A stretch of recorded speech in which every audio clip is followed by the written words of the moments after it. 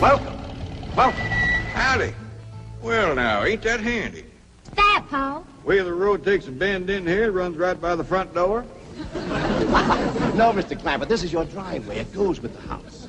Is this thing a high? Oh, yes, indeed. It was built by John Barrymore, one of our finest actors. Pretty fair stonemason, too. Hey, Jed! This here is dandy soil. Fine, Granny. We'll commence plowing tomorrow. But this is Beverly Hills. Dirt is dirt. Yes, I know, but why don't we look around inside, eh?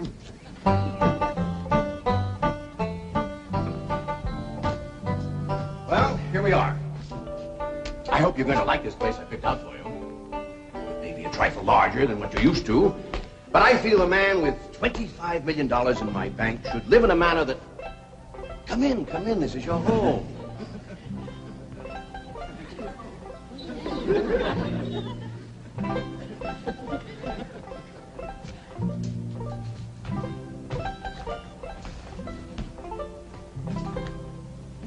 As I say, it may be a bit more than you're used to, but I'm sure you'll be comfortable. Now, my secretary will be over right away to help you with the hiring of servants or whatever problems you may have. She's a very efficient girl, Miss Hathaway. Jed? Jed? Jed?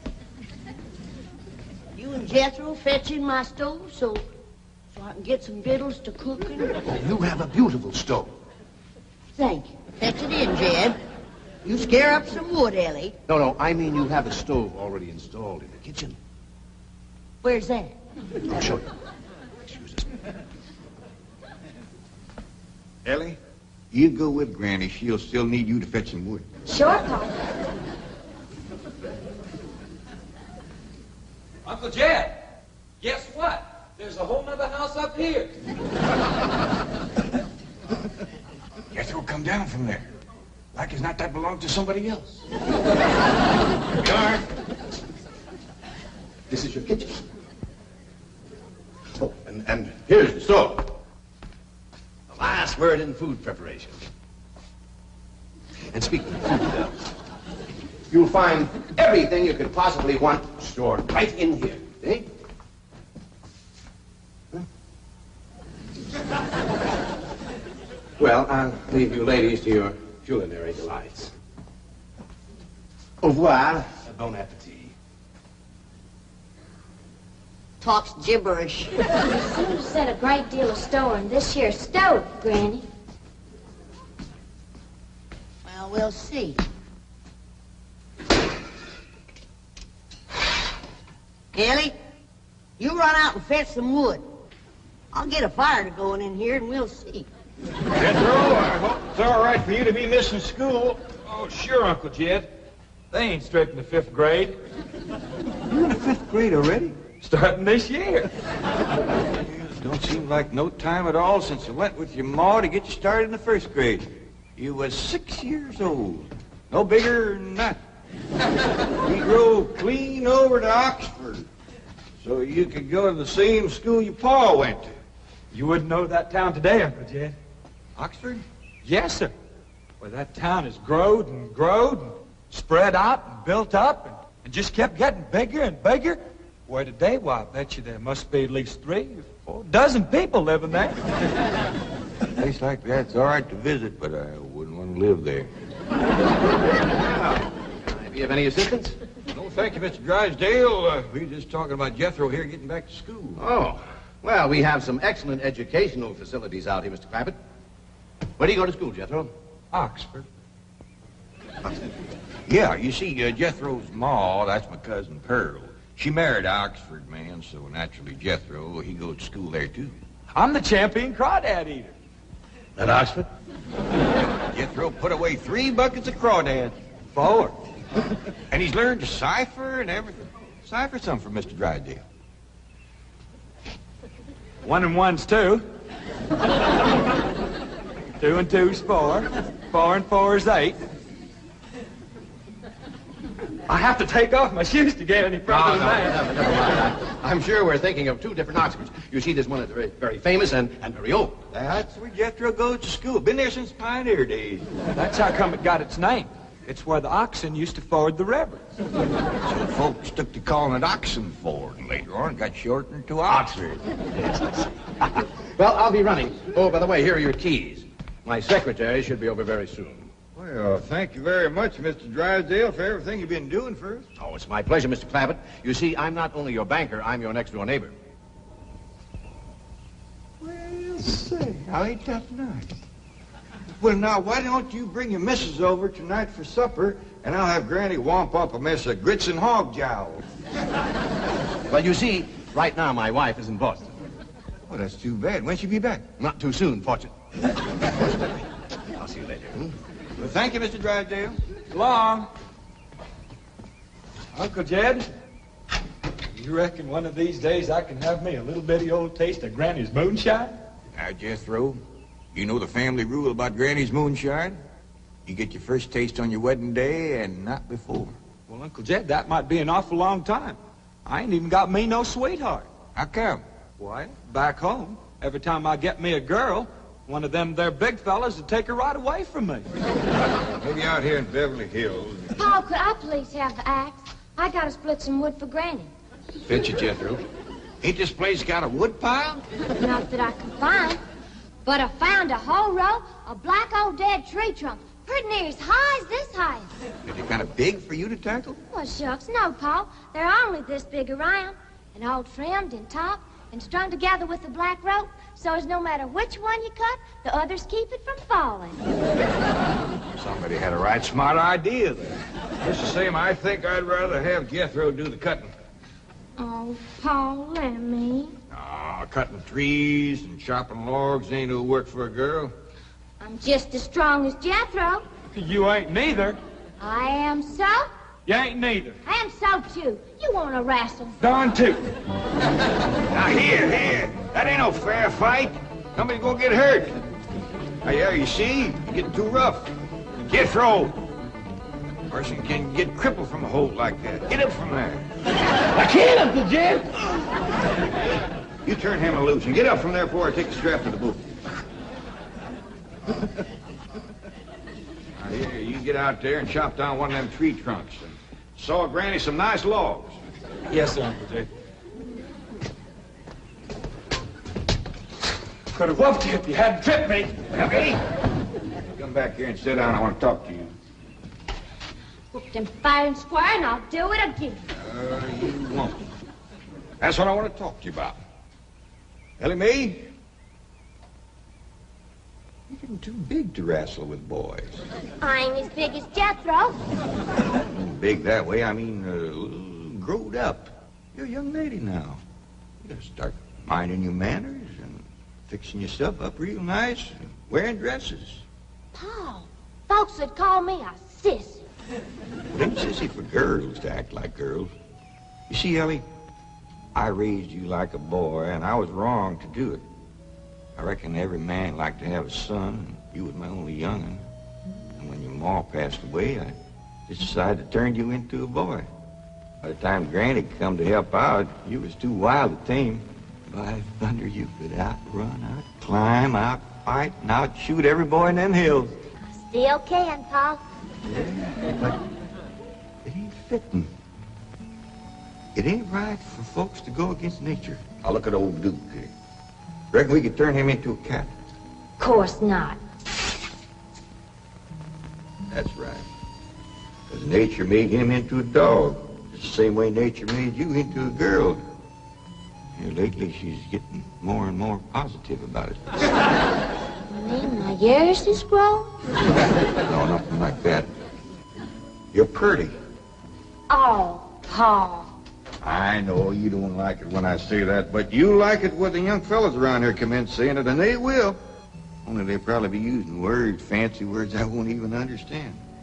But Ellie Mae, ain't nobody can ever tell you how pretty you really are, except me. You're the living picture of your mom.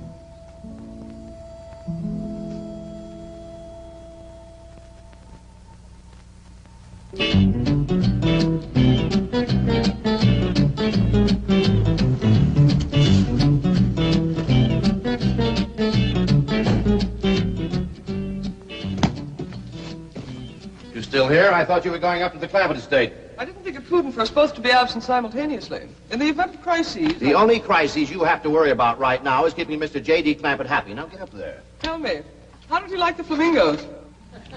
What flamingos? I thought pink flamingos around the swimming pool would add a rather elegant touch. Mr. Clampett is not a man educated to elegance. That will take time. Right now, there are more pressing problems. Of course, getting settled, the servant problem. Well, whatever they are, just get up there and solve them. Now, J.D. Clampett is this bank's largest depositor, and I'm making his satisfaction your responsibility. I accept the mantle of responsibility with which you have cloaked my shoulders. And I shall so conduct myself that if this great financial institution shall last 1,000 years, people will still say, this was their finest hour. Handy wood, all right. Got a lot of pitch and tar in it. Ought to burn real good. Yeah. That flimsy grate holds up. Granny, this is the top of that tree trunk. You want I should split it up too? No, just leave it outside. Yes, sir. This place ain't even got a wood box. Yeah, folks don't need much wood out here. Remember what Pearl said? It don't get cold. Yeah, I remember. It might not get cold in the day, but it sure freezes solid at night. How you know? I'll show you how I know. Every bit of food in this here storage bin is froze harder than a rock. Yes. Look.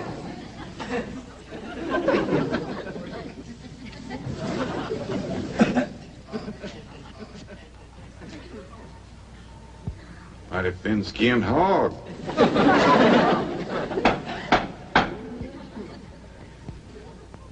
But I'll be doggone. Take me 2 days to thaw out that ham before I can ever cook it.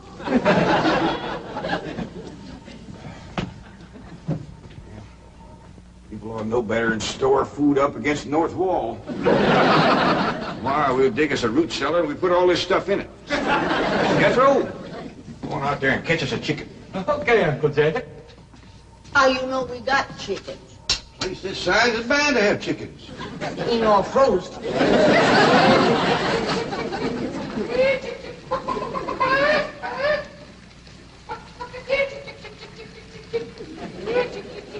Chick, chick, chick, chick, chick, chick, chick.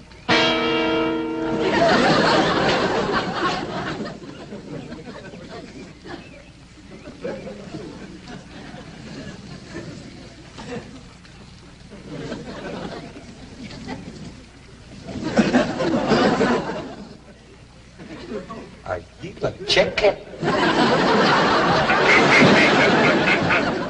Here's that bucket. You want it? You take it, Ellie. See if you can find a creek. I gotta have some water. Oh, pump on this place? It ain't even got a well. Uncle Jed, Uncle Jed. Yeah, boy. Did you find a chicken? I found something. I ain't sure if it's a chicken, a goose, a duck, or what. Where is it? I couldn't catch it. That thing can outrun a jackrabbit. There ain't no goose or duck. Must be a chicken. If it is, Ma was right about things growing bigger out here. That thing was this high. A chicken? Ah, Jethro. Honest, it's got legs this long. Divvy's on the drumstick. Drumstick ain't much. Whoever gets that neck is eating from now on. Commences here and runs plumb up to here. You ain't forgot what I said about Granny's jug of liquor. I ain't been at Granny's jug. You have your in first. Honest, cross my heart. Where'd you see this chicken? Down by the cement pond. Cement pond. Uncle Jed, that pond is the fanciest thing you ever did see. Why, they are steps. So's the cattle can walk right down into it and get a drink. And up at one end, there's a lady standing there made out of rock. And she's a pouring water out of a jar right into that cement pond. Oh.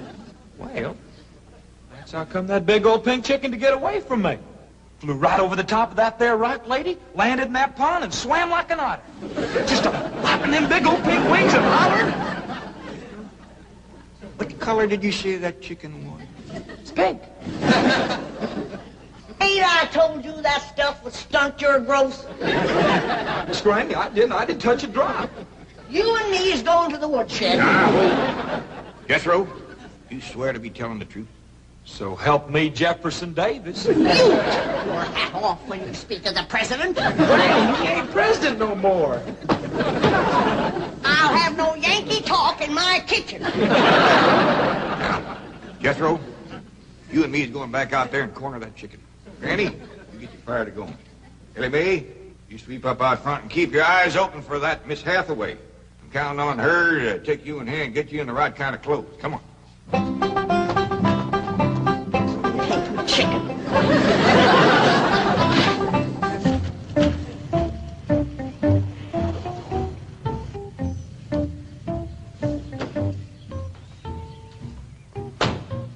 You there, young man?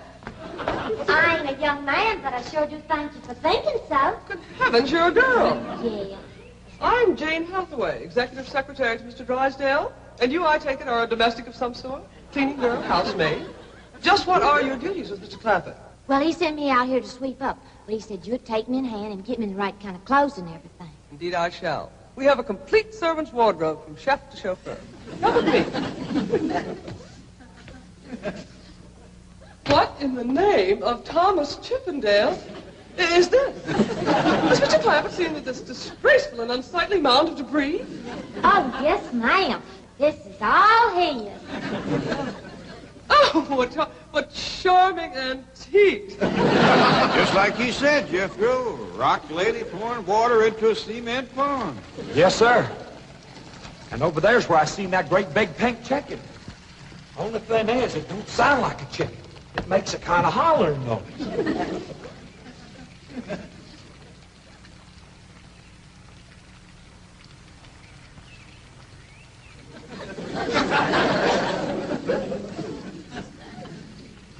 Reckon you'd make a hollering noise, too, if you was to lay egg like that. Man, oh, man.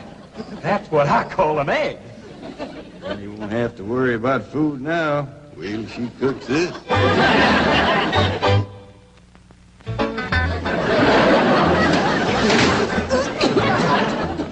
That blame city stove don't draw worth nothing. Hey, Granny, look at this egg. What's all the smoke?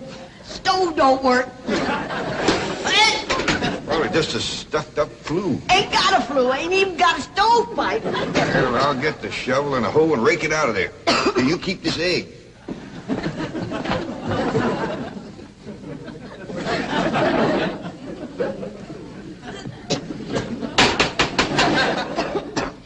Just like everything else out here.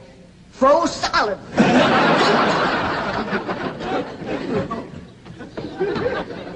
Really, my dear, you look quite charming. Well, I feel like a dad blamed fool. Oh. Just a moment. Get something, I'll be right back. Oh, that was my Pa. I take it he's a gardener. Oh, yes, ma'am. Pa just can't wait to commence gardening. Apparently. However, as though I admire his enthusiasm, I must forbid him access through the main entrance. Now, tell me about the rest of the staff. Is there a chauffeur? A what? Someone who does the driving. Oh, yes, ma'am. That's Jethro. Of course, I don't reckon he can stay around very long. He's got to get back to Oxford and go to school. Oxford? He attends Oxford University? Well, he just calls it school. Pa went to school there, too. Oh, yes. Old school time. Great pride, those Oxford men. Sorry I couldn't stop before. Granny was having trouble in the kitchen. Pa, do I have to wear this here stuff that Miss Hathaway... No, there can be no appeal from Mr. Clampett's orders. Thank you, ma'am. Glad to see you taking the firm hand. Ellie Mae, that's right pretty. Makes you look taller. She's got me walking on pegs. We'll run in and show Granny. And get rid of those old clothes, dear. Granny, I presume, is the cook. Yes, ma'am, but she ain't too happy about it right now. I shall deal with her directly. Now, let's see. Maid, gardener, cook, chauffeur. Oh, I understand Jethro is an Oxford man. You bet he is. I'm quite anxious to meet him. Don't blame you. Fine-looking young feller. Single, too. And he's on the lookout for a girl. I am only interested in the intellectual rapport which I would naturally have with an Oxford man. I presume you went to Eton as a boy. If I know Jethro, he went to Eton the minute he was born. Yes, of course. I suppose his father matriculated him. I kind of think maybe it was his ma. Oh, well, no matter. At any rate, he's an eating man. That he is. Matter of fact, Jethro won the eating championship. Oh, marvelous. What was he champion of? Eating. Yes, I know. But what was it? Cricket? Oh, no, it was crawdad. I don't think even Jethro'd eat crickets. I was referring to the game of cricket. Gillian, where's the axe? I bet you, Granny, you talk to Miss Hathaway. And just why does Cook need an axe? I've hit this with everything I could lay a hand to. I even whomped it with an iron skip. You are supposed to hit it with a croquet mallet. All right, where is it? I don't think I'll tell you.